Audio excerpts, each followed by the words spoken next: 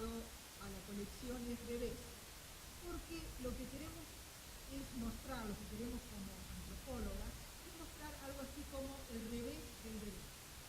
Por ello, publicamos etnografías, que es el típico trabajo antropológico, en una editorial especializada en libros de derecho y no de ciencias sociales o de antropología. Cuando hicimos la presentación del segundo volumen de la colección, decía que el revés del derecho que nos interesa puede ser tanto el armazón, que lo que tiene por atrás y que no siempre es visible y mucho menos transparente, como ser también el otro lado del derecho, aquel que le da vida poniendo en marcha las leyes o moldeándolas de formas diferentes para hacer de ellas, esta vez sí, justicia. Ese revés es también el lugar escondido de los nudos que la traman, de las relaciones sociales y de poder en la sociedad. Y publicamos en una editorial de derecho porque nos interesa armar un diálogo, no solo con nuestros compañeros disciplinares, sino también, y casi diría con especial interés, con abogados y activistas de derechos humanos. Porque estos libros son el resultado en gran medida de ese diálogo que ya hace varios años venimos sosteniendo. Es un diálogo y un intercambio disciplinar, pero también y particularmente político. Por eso los libros de esta colección tienen como propósito dar cuenta de un tipo particular de relaciones políticas. Esto es, aquellas que se originan a partir de demandas de justicia, pero de demandas de justicia que están ancladas en los principios de los derechos humanos.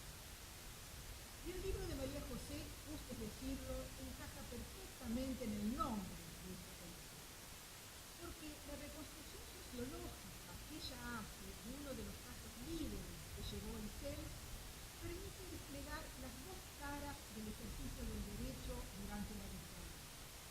Por un lado, la trama de relaciones de complicidad y aquiescencia que muchos de los integrantes del Poder Judicial mantuvieron con esa dictadura, contribuyendo así a que ésta expandiera su obra crítica.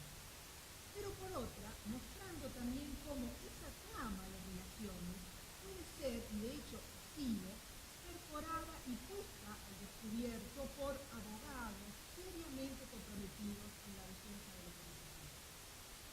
Y me parece una cuestión interesante que se desarrolla muy bien en el libro, es mostrar cómo los diferentes actores que intervinieron en los crímenes y la causa investiga están lidiando continuamente con ese formidable aparato que es la burocracia judicial.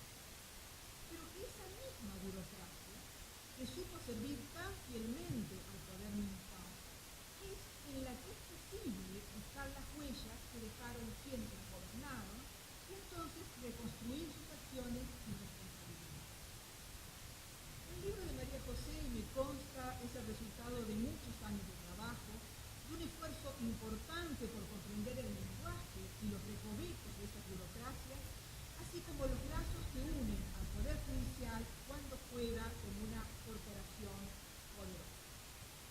Es también el resultado de haber entrevistado, dialogado, confrontado con muchos de los actores protagónicos de aquella época y también de ser capaz, con esos materiales, no solo de rearmar la historia del caso judicial, sino de mostrar cómo abogados y dirigentes de derechos humanos en aquel entonces fueron capaces de enfrentar a testigos miembros del Poder Judicial y develar las complicidades con el Estado. Me parece también que el libro no es solo la reconstrucción de una de las tantas facetas de lo ocurrido durante este periodo de nuestra historia, y en ese sentido de cómo se fue forjando lo que hoy conocemos como el proceso de verdad y justicia, sino también de a qué trama cerrada de relaciones de poder se enfrentan hoy los abogados que llevan esos juicios y demandas de justicia. Por eso me parece que la historia que se narra es también una especie de homenaje a los fundadores y activistas del CEL de mediados de los años 70 y de los 80, y también de los que hoy llevan adelante los juicios por casos de lesa humanidad, porque han sido capaces de no solo continuar esas huellas y esa forma de hacer política desde la lucha legal,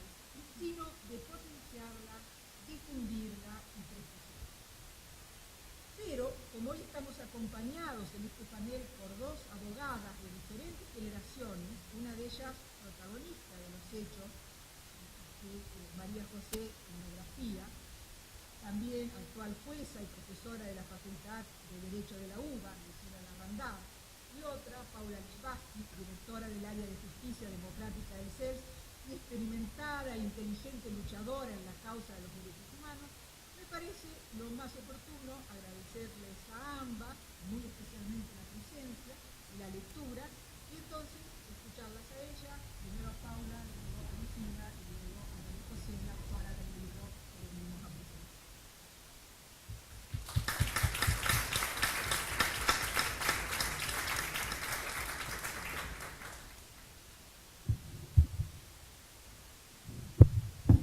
Bueno, muchas gracias, Sofía. Muchas gracias a los organizadores, al CELS. No, la verdad es que fue muy interesante para mí esta invitación. Yo hace muchos años que me dedico a, como decía Sofía, a trabajar en la defensa de los derechos humanos, pero también, y por sobre todo, a estudiar el funcionamiento del Poder Judicial. O sea, yo pasé por la justicia unos años, me fui del Poder Judicial, del Ministerio Público, y recalé en el CELS, un organismo de derechos humanos, con lo que ese contraste implica para la vida y la trayectoria de una abogada. En el CELS tuve la oportunidad de cruzarme fundamentalmente con abogados, pero también con el equipo de antropología de Sofía, y de justamente aprender a entablar este diálogo que planteaba Sofía, que fue para mí uno de los diálogos más ricos o más enriquecedores de mi vida política, de mi vida profesional, de mi trayectoria. Y así me tocó ponerme a leer concienzudamente el libro de María José. Ya había tenido algunos contactos, ya había tenido algunos comentarios, habíamos tenido oportunidad de conversar algunas cuestiones, pero sobre todo este fin de semana tuve la necesidad de leerlo todo. Y la verdad, y esto es algo que me interesa mucho que ustedes sepan, lo devoré el libro. Es un libro muy interesante, por diversas razones que me interesa destacar acá. Solo voy a poder destacar algunas, pero lo primero que quería decir en ese sentido era una felicitación a María José, porque justamente logra esto tan difícil que es poder dialogar entre las distintas disciplinas y por lo menos hacernos pensar a los abogados, a los que venimos trabajando en el Poder Judicial, con la justicia, en contra de la justicia, algunas cuestiones que nos permiten entender mucho más de lo que entendemos. Y en ese sentido tenía ganas de comentarles algunas cuestiones muy particulares para que les dé ganas de leerlo, fundamentalmente, que es lo más interesante de todo. Una cuestión es lo que me hizo pensar y que uno ya viene dándole vueltas en la cabeza durante todos estos años, durante todo este proceso de verdad y justicia, es que la cuestión sobre el Poder Judicial y la dictadura es un tema tabú, es un tema sobre el que difícilmente se puede hablar abiertamente dentro del Poder Judicial. Lo podemos hablar acá, lo podemos hablar en otros ámbitos, lo hablan los organismos de derechos humanos. Hacia adentro del Poder Judicial es un tema del que mejor no hablar. Y esto es algo muy, muy importante a tener en cuenta cuando los que vamos a trabajar desde los organismos de derechos humanos, o desde otros ámbitos, o incluso desde el Poder Judicial, es algo que tenemos que entender. Y María José da de alguna manera una pauta muy general, con una provocación que no es una novedad para nosotros, pero es muy importante que quede escrita sobre la base de una investigación tan ardua, tan específica y tan minuciosa. María José dice: el gobierno dictatorial estableció de modo paralelo un orden legal de facto para otorgar legitimidad a su accionar, y el Poder Judicial jugó un rol fundamental en esta cuestión legitimante. El Poder Judicial, la dictadura necesitó un orden jurídico, y el que sostuvo ese orden jurídico fue el Poder Judicial que funcionaba en ese momento. Sin embargo, esa provocación, esa afirmación que hace un tanto general, no queda cristalizada en el libro de modo maniquea o de modo homogénea. Lo más interesante del libro es que ella empieza a desmenuzar, a desguazar, a entender qué era lo que pasaba en ese Poder Judicial de ese momento, y creo que esto es una de las cuestiones más importantes, por lo menos para mí, del libro. Uno puede entender qué es eso que uno dice cuando grita en la calle que el Poder Judicial fue cómplice de la dictadura. No todos tuvieron el mismo grado de responsabilidad, pero sí muchos miraron para otro lado, o hicieron lo que hicieron, o fueron la expresión de lo que María José menciona a partir de la frase conocida de Hannah Arendt de la banalidad del mal. Ella estudia a la burocracia judicial a partir del caso de la morgue, que es un caso muy, muy importante para el CELS, y a partir de ahí desarrolla, por lo menos, lo que era la conformación del Poder Judicial a partir de sus prácticas, de sus redes de intercambio, de sus lealtades, de sus traiciones, y dice algo como que la nueva trama de alianzas que se tejió al interior del Poder Judicial a partir del golpe de Estado se sostuvo sobre una lógica de funcionamiento preexistente. Esto, ¿qué significó para mí cuando lo leí? Fue muy importante para mí entender a partir de sus desarrollos, de su análisis, que lo que uno tiene que analizar cuando analiza el funcionamiento del Poder Judicial durante la dictadura es que no se trataba de un Poder Judicial que empezaba a funcionar de cero en marzo del 76. La dictadura se acopla a un Poder Judicial que venía funcionando con sus determinadas características, con sus redes de relaciones, y reconfigura a partir de distintas cuestiones, a partir de distintos nombramientos y sobre todo a partir de distintos ascensos, reconfigura esa nueva trama de alianzas que se teje al interior del Poder Judicial y que da sustento a ese orden jurídico de facto. Y acá me parece que María José nos lleva a una de las cuestiones también más importantes para analizar el Poder Judicial hoy, y es esa capacidad de los integrantes del Poder Judicial y del Poder Judicial como organización para adaptarse, para que los mismos actores que venían funcionando de determinada manera se adapten a las nuevas pautas de funcionamiento.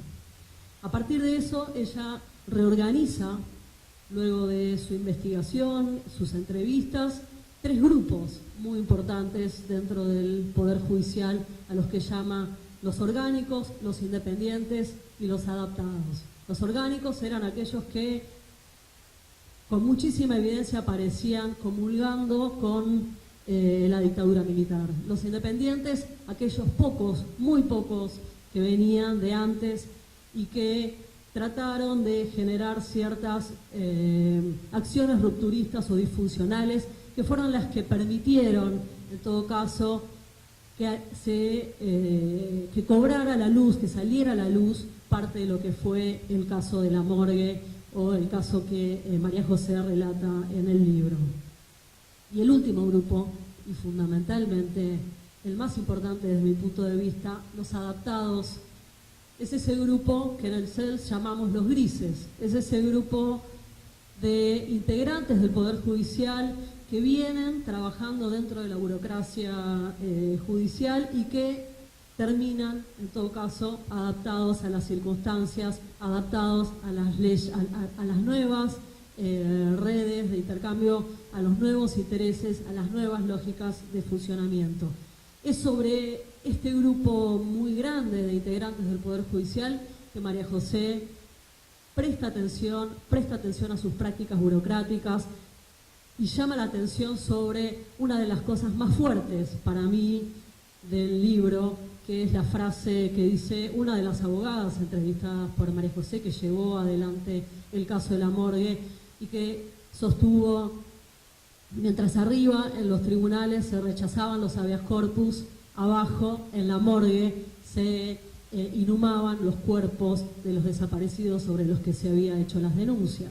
Esto es, había un doble funcionamiento, pero todo, absolutamente todo, reglado por cierta lógica burocrática o trámite burocrático que les permitía a los integrantes del Poder Judicial normalizar lo que estaban haciendo. Eran habeas corpus que funcionaban en la mayoría de los casos con una normalización pasmosa, y que lo único que decían es: no hay respuesta por parte del Poder Ejecutivo respecto de aquellos que en principio estaban desaparecidos. Y abajo, en la morgue, en los cuerpos que empezaban a llegar a partir de mediados del 76, trámites administrativos, burocráticos de los médicos, del cuerpo médico forense, que lo único que quería era hacer bien su trabajo y dejar sentado administrativamente que ese cuerpo había llegado y que ese cuerpo tenía que hacérsele una autopsia y tenía que ser devuelto, en todo caso, a sus familiares, a sus deudos. Esta caracterización del Poder Judicial de aquel momento me llevó a pensar y a entender y a agradecer en algún punto muchos de los análisis de María José, porque las categorías de análisis que ella presenta son categorías de análisis que bien hoy podemos utilizar para analizar el funcionamiento del Poder Judicial. Claro, ya no en el mismo contexto histórico, el libro claramente plantea la idea de rupturas y continuidades dentro del Poder Judicial durante la dictadura, y creo que es obligación de todos nosotros también plantear hoy las rupturas y las continuidades de este Poder Judicial con la dictadura. Nos sirve, el libro nos enseña hoy que hay que ser minucioso en el análisis y no sirve, no tiene sentido, políticamente no tiene sentido hacer análisis maniqueos u homogéneos. Lo importante para mí de lo que plantea María José es la necesidad de hacer estos mismos análisis, agarrar estas categorías, entender la familia judicial, entender el quién es quién, entender que el Poder Judicial no está configurado únicamente por las normas jurídicas y las reglas que lo establecen, sino por todas otras normas que le van dando sentido, que lo van configurando y que explican en muchos casos las decisiones de los funcionarios judiciales. El libro, me parece que, para terminar, pone en tela de juicio muy fuerte lo que es hoy la discusión sobre la independencia judicial. El mito de la independencia judicial, como decía Roberto Vergali hace mucho tiempo, en los comienzos de la democracia. ¿A qué nos estamos refiriendo cuando pedimos que el Poder Judicial sea independiente? Esta idea de la independencia judicial sin demasiado análisis, esta idea tan republicana de la independencia judicial, nos deja sin categorías de análisis, sin herramientas para entender que el Poder Judicial funciona también entre grupos, es un grupo que tiene relaciones, es un campo de disputa, lo llama María José, y es un campo de disputa sobre el que todos nosotros, desde adentro del Poder Judicial, desde afuera del Poder Judicial, debemos trabajar.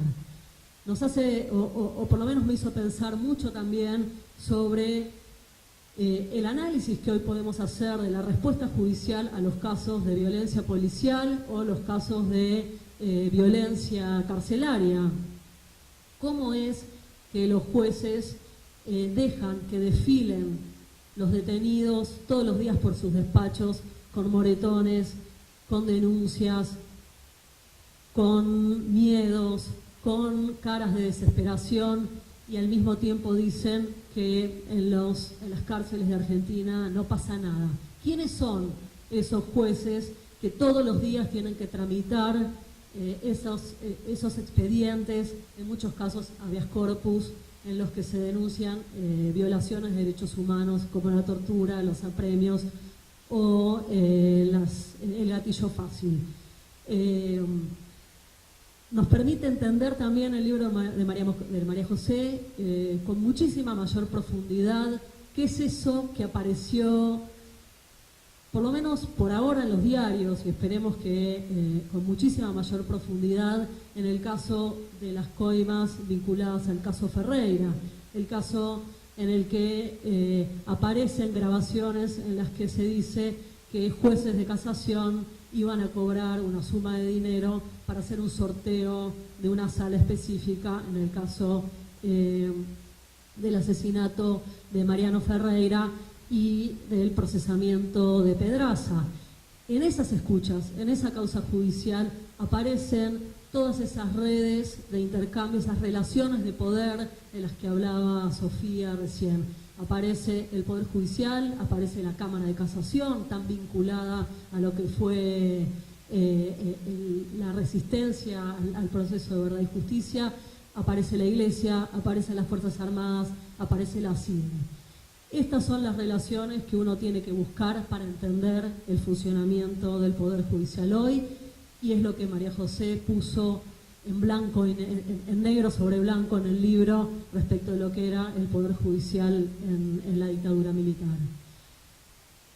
El libro y el caso de María José nos ponen a nosotros también ante el desafío de la agenda de la reforma judicial y en algún punto nos da fundamentalmente la posibilidad de entender mucho más y de poder, como decía Sofía, diseñar, pelear en forma mucho más inteligente contra aquellos poderes que están haciendo o se están resistiendo, en todo caso, a ser democratizados. Así que muchas gracias, María José, y lo único que les digo es que lo lean porque es un libro muy interesante.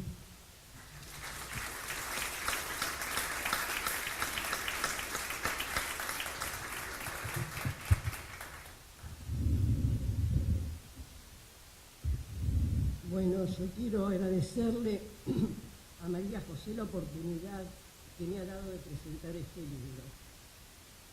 Este libro que además recuerda muchas de las cosas que pasaron durante la dictadura y me hizo recordar cosas que uno ha hecho y que por ahí no se acuerda. Quiero felicitar a la autora por la reconstrucción de lo sucedido en el Poder Judicial durante la dictadura, que resulta de una precisión que conmueve a quienes hemos vivido aquella época y nos permite volver a vivir momentos que ya forman parte de la historia. Y precisamente ahora entra en el debate público el tema de los civiles que colaboraron con la dictadura y más precisamente de la responsabilidad de los jueces que fueron cómplices o encubridores de delitos que llegaban a su conocimiento y muchos de los cuales, como se ve en el libro, colaboraron con esos delitos. Y se ve que tal colaboración era por acción o por omisión. En el caso de la morgue, por acción cómplice. Y en el caso de los habeas corpus y del conocimiento acerca de la existencia de personas que habían sido privadas de la libertad y cuyo destino no se conocía, fue por omisión en la tramitación de esos amparos y en la averiguación y denuncia de los casos que llegaban a su conocimiento.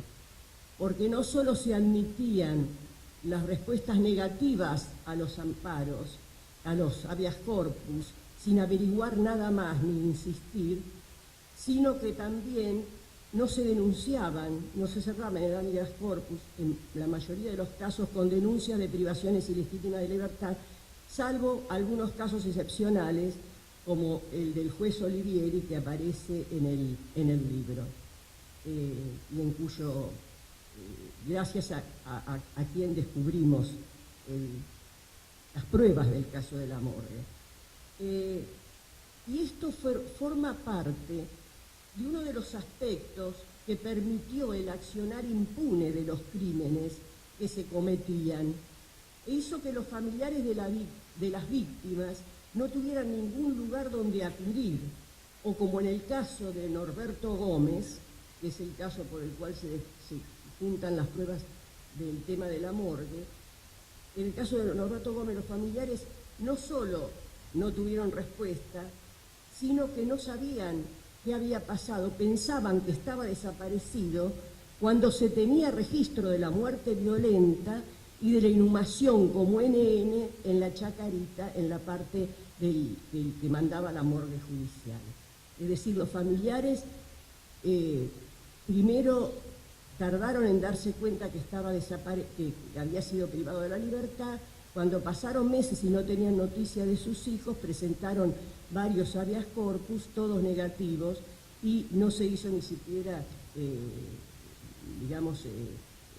una comunicación cuando el cadáver llega a la morgue judicial a los familiares de la muerte. Y cuando se descubre este tema de la morgue judicial y que estaban enterrados en la Chacarita como recién en el año 82 los familiares tuvieron noticias de esta muerte que se había producido años antes. Otro de los méritos de este libro es la descripción de los grupos existentes al interior del Poder Judicial durante la dictadura y muestra claramente su composición y su actitud frente a las causas por violación a los derechos humanos que se tramitaban en esa época. Yo recuerdo el día que descubrimos el expediente de Norberto Gómez, lo descubrimos con Alicia Oliveira, en el juzgado de Olivieri. En el momento que descubrimos el expediente de Norberto Gómez, a mí se me aflojaron las piernas.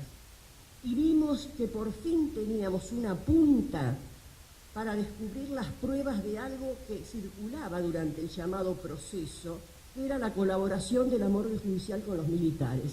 Es decir, se sabía que había colaboración de la morgue militar con los militares, pero no se tenía ninguna prueba, ninguna punta para poder desencubrir esta colaboración explícita de un sector del Poder Judicial con la dictadura.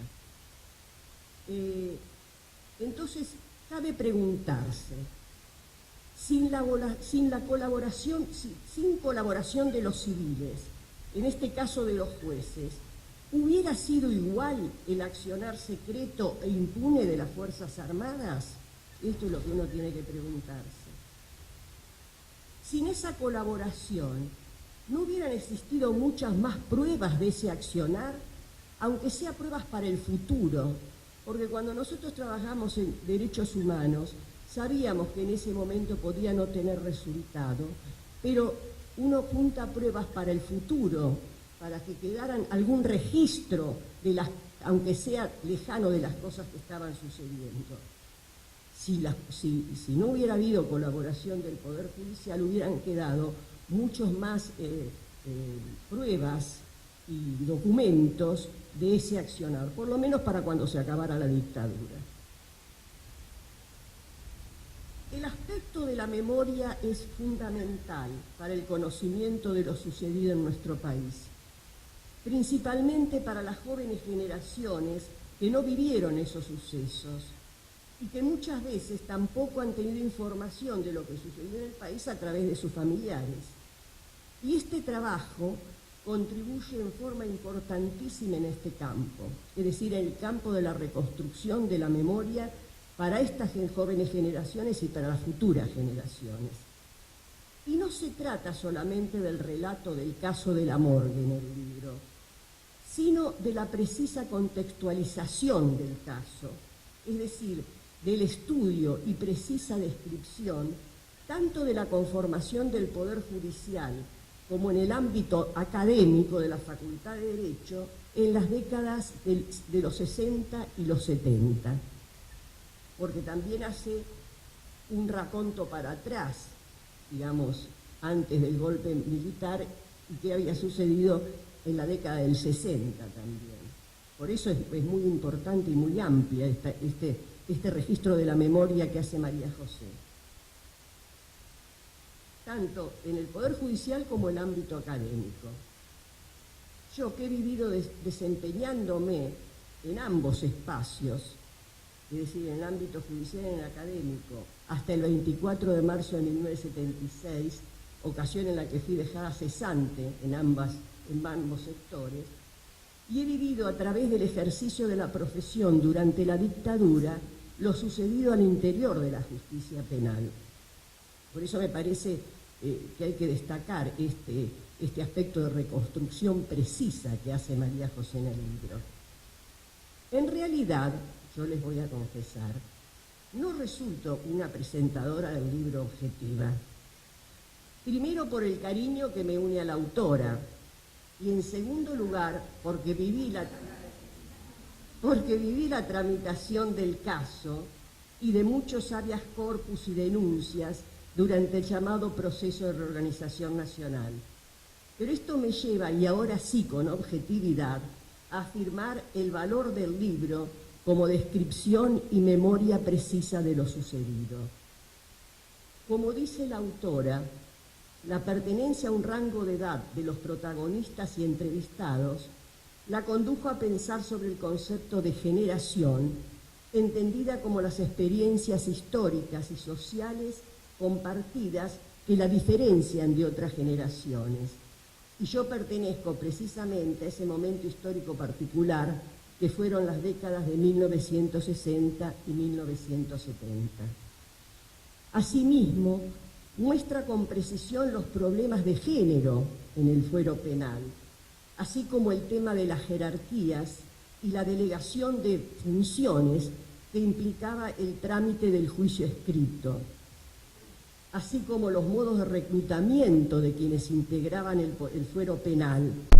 Las relaciones y el intercambio y las lealtades, entre comillas, que se generan.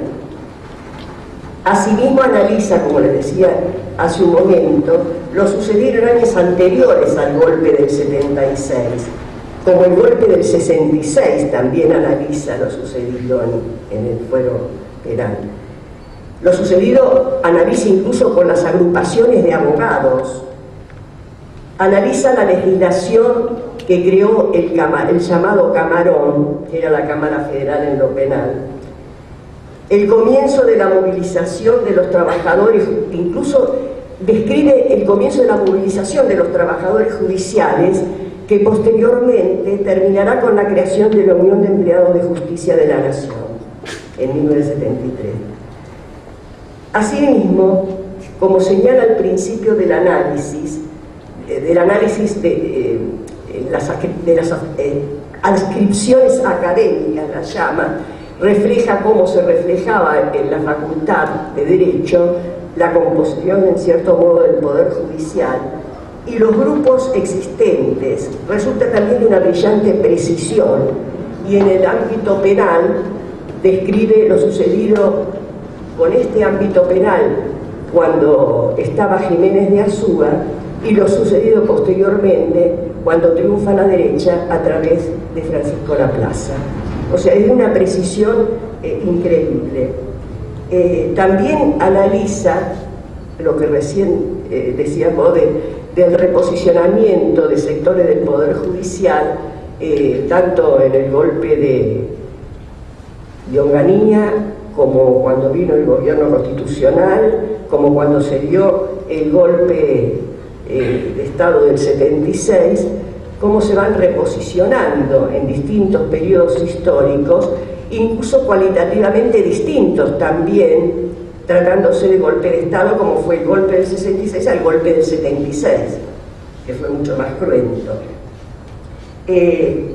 Esto permitió descubrir entonces la existencia de cadáveres de los que se creían que estaban desaparecidos, enterrados como en la Chacarita. Porque hubo un caso que sí se le entregan a los familiares los cadáveres, que fueron esos 5 ajusticiados, pero hubo otros casos como el de Roberto Gómez y 108 o 110 casos en los que los desaparecidos por los cuales se presentaban los habeas corpus habían pasado por la morgue y estaban enterrados como en la Chacarita. Ningún juez tampoco durante la dictadura, pese a que era vox populi, que por la morgue pasaban cadáveres desaparecidos, libraba ningún oficio a la morgue judicial o al cuerpo médico forense, porque en realidad la morgue judicial dependía del cuerpo médico forense. Y quien dirigía toda esta era la Cámara la cámara en lo penal, la cámara del crimen, era el que tenía bajo su órbita el cuerpo médico forense y la morgue judicial. A través de esta denuncia se logra el procesamiento del presidente de la Cámara, que era Mario Pena, y la cesantía, porque se abre también luego de la que viene la democracia, se abre también un sumario administrativo en la Corte, y son cesanteados el secretario y la prosecretaria. Es decir, que tuvo consecuencias, más allá que después se declaró la prescripción de la causa en función de que se había caratulado como violación de los deberes de funcionario público, y tardó tanto la causa con apelaciones que prescribió. Pero de todos modos fue una causa muy importante porque ahora parece que ahora se descubriera, digamos, la complicidad. Recién ahora se está extendiendo la responsabilidad de los civiles que colaboraron con las Fuerzas Armadas, y se está extendiendo principalmente en el caso de Mendoza a través de la investigación de jueces que colaboraron explícitamente en la dictadura. Sin embargo, durante el proceso también se había dado esto. Por eso la causa de la morgue fue muy importante, porque demostró la colaboración explícita de civiles, se logró procesamientos y cesantías, si bien después no se logró la condena por prescripción. Y hay otras causas también. Yo recuerdo la causa de Bernardo Alberti, que fue el delegado personal de Perón y que lo mataron el 24 de marzo de 1976 a la madrugada. Yo presenté denuncias, etcétera, y todos los jueces se excusaban, y después se hizo una denuncia también por privación de justicia hacia todos los jueces que se habían excusado. Es decir, había posibilidades de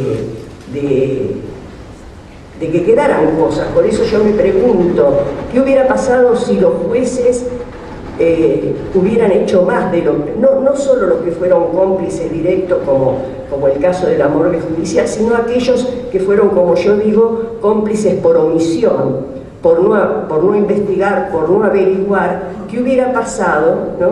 Por lo menos hubiera habido muchas más pruebas antes.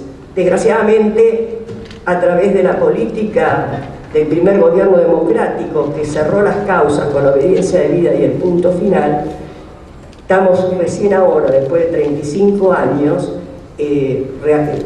siguiendo los juicios, cuando hay muchas personas que han fallecido, digamos, no hay testigos, etc. Y no hay pruebas en los expedientes, porque no se tramitaban.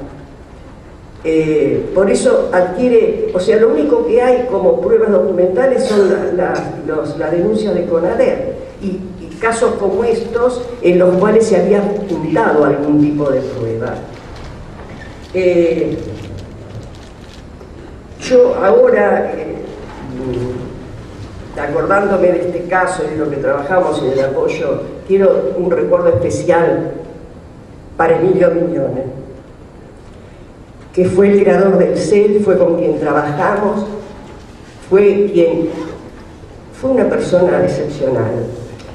Y le agradezco la presencia a Carmen Lapacó, que era secretaria del CEL, y es muy emocionante. Gracias, María José.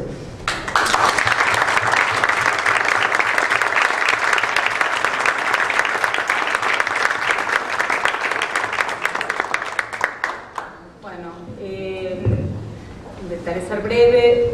Realmente estoy muy contenta de poder compartir con ustedes la publicación de este libro. Contenta y ilusionada. Que bueno, como ustedes saben, es el producto de muchos años de trabajo de investigación.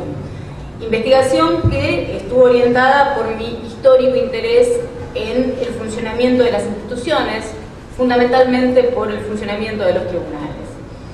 En principio, quiero agradecer al CELS y a Del Puerto por la posibilidad de formar parte de esta colección que bien presentó Sofía. Agradezco también a Sofía que ha sido mi directora en este trabajo de muchos años, y a mis compañeros y compañeras, le digo compañeros y compañeras, sobre todo porque son más compañeras que compañeros, somos muchas más mujeres, del equipo de Antropología Política y Jurídica, con los que he podido discutir todos estos años y que me vienen escuchando hablar del amor desde hace tanto tiempo. A mi familia y amigos, ¿qué decir? Realmente son los que me supieron aguantar en todo momento, en las distintas etapas de la investigación, de la escritura y posteriormente de la publicación. Todas estas personas que estoy nombrando efectivamente tienen algo de responsabilidad en este libro, digamos, algo de este libro les pertenece. Y también lo que me gustaría es en realidad poder replicar un agradecimiento que aparece en mi tesis y que es a todos mis entrevistados. Como antropóloga tendría que decir mis informantes, pero tratándose de estos temas suena un tanto policial, con lo cual es feo, que realmente brindaron parte de su tiempo para explicar, contar y discutir su historia y sus experiencias, y que realmente fueron un incentivo permanente para pensar nuevas ideas y transitar nuevos caminos en la investigación. En este sentido, a mí me gustaría marcar algunas pequeñas cositas que, digamos, justamente sin profundizar sobre lo que fueron las primeras preguntas que me llevaron a la tesis, en principio del libro después, querría destacar ciertas cuestiones que aparecieron en lo que fue el proceso de escritura y que aportaron a una mayor comprensión y conocimiento de este mundo tan ajeno y tan familiar para mí como es el mundo de los tribunales, particularmente del fuero penal. Como lo he dicho en más de una oportunidad, mi pregunta más general, pero que refleja claramente mi interés inicial sobre este tema, era acerca de la conformación del Poder Judicial durante la dictadura. O sea, algo así como, ¿quiénes eran los que integraban el Poder Judicial?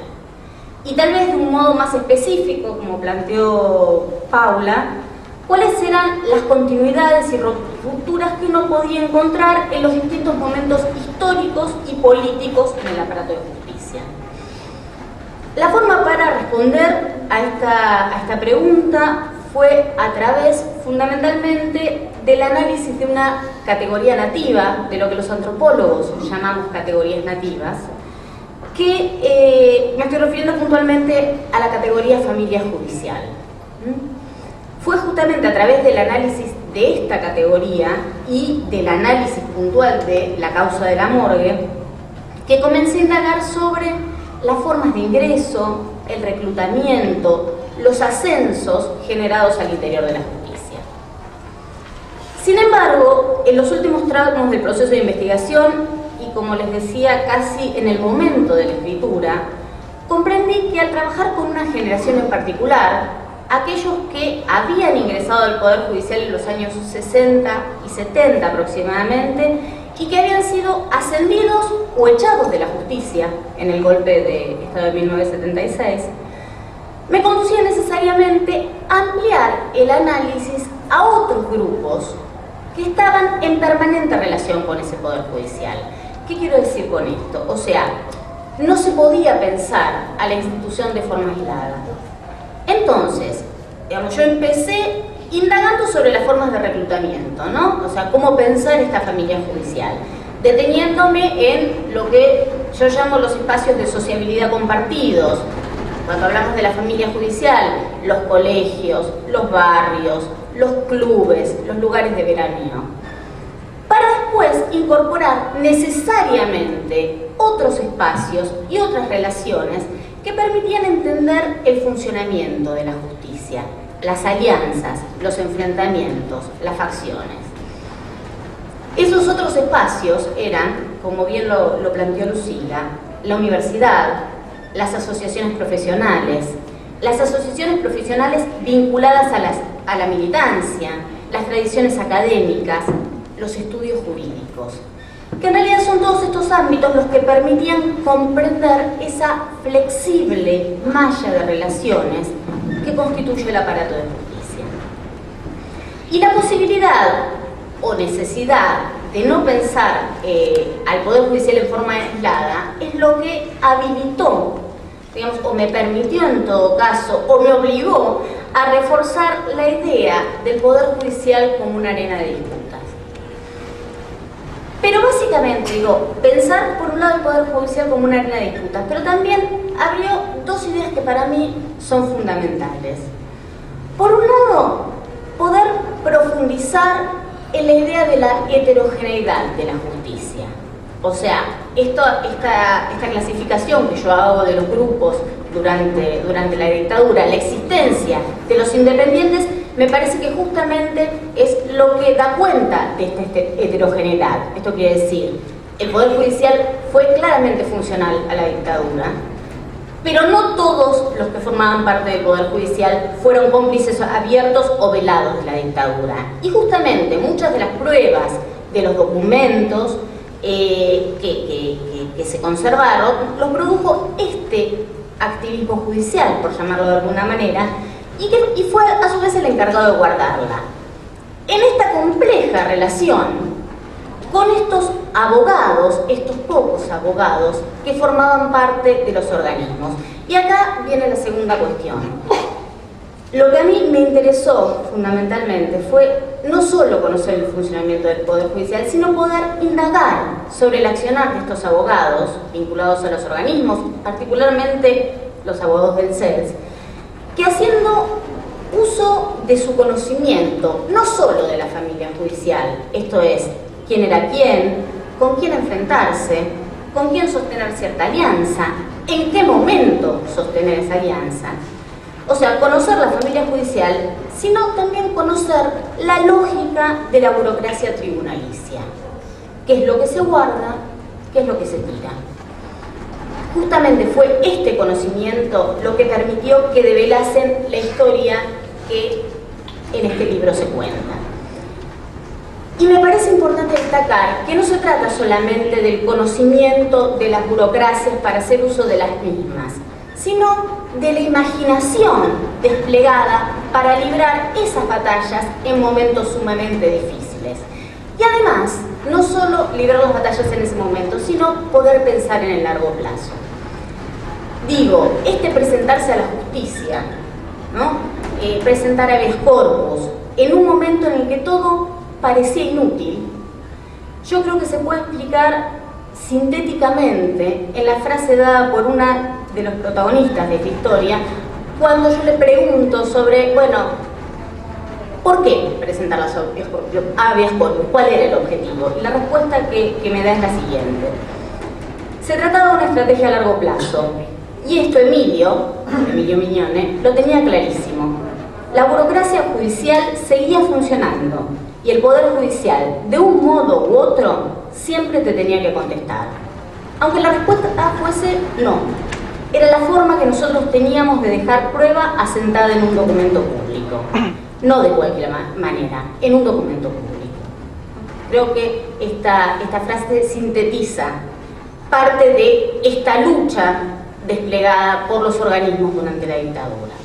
Y ahora sí, me gustaría terminar y buscar en todo caso una pequeña articulación, muy pequeña, entre este libro y justamente el proceso de reapertura de las causas sobre dictadura, o poder pensar la utilidad que este libro puede tener para pensar la reapertura de las causas, que es mi nuevo tema que me apasiona y me quita el sueño. Gracias, desvela. Bueno, en principio, yo creo que para los investigadores sociales que trabajamos sobre estos temas, y para aquellos que empiezan a trabajar sobre estos temas, creo que es fundamental que entendamos la importancia de reconstruir estos procesos. Digo, a ver, ¿qué quiero decir con esto? Y esto vale particularmente para los antropólogos, tal vez, este comentario, ¿no? Cuando uno piensa, bueno, vamos a observar los juicios y pensar estos juicios como rituales, que es lo que son, ¿no? realmente no alcanza con observar los juicios. Es importantísimo, es fundamental, es interesantísimo, pero es necesario poder entender todos los procesos que están detrás para entender cómo los juicios llegaron a ser lo que hoy son, cómo y por qué se llegó hasta aquí. Y en segundo lugar, y pensando en las estrategias jurídicas y políticas desplegadas por los abogados durante la dictadura, me parece fundamental, y creo que esta mesa es un buen ejemplo de ello, la transmisión de la experiencia profesional y política de una generación de abogados a otra.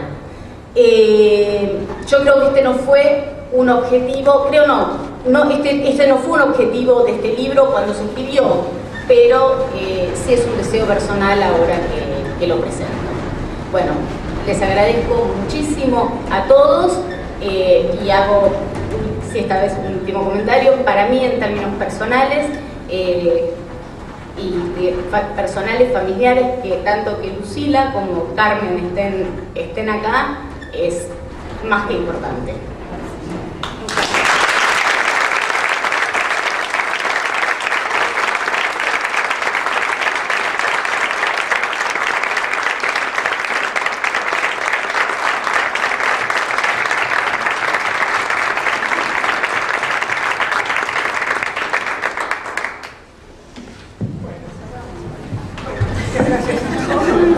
Cerrar esta mesa, pero les agradecemos muchísimo la presencia de todos.